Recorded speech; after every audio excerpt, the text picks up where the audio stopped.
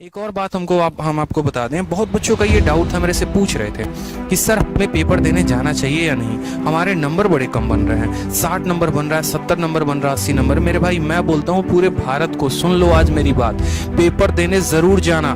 Paper देने जाने से फायदा क्या क्या होगा, तो नर्वसनेस कम होगी, इस बात को समझो। ये नहीं पता आप लोगों को, आप लोग सोचते हैं सीधा जाएंगे, अब पहली बार में जाके जो है बॉम्ब फोड़ देंगे, ऐसा कुछ नहीं होता।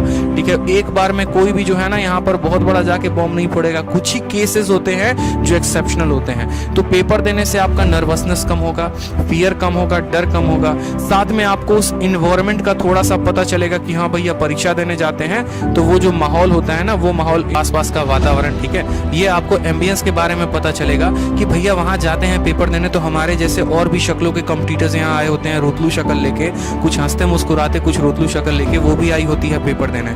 तो ये पूरा का पूरा एम्बियंस आपको पता चलेगा। साथ में बायोमेट्रिक कैसे होता है, अटेंडेंस कैसे लेते हैं, तो उन सभी चीजों को लेकर आप थोड़ा कंफर्टेबल हो जाएंगे।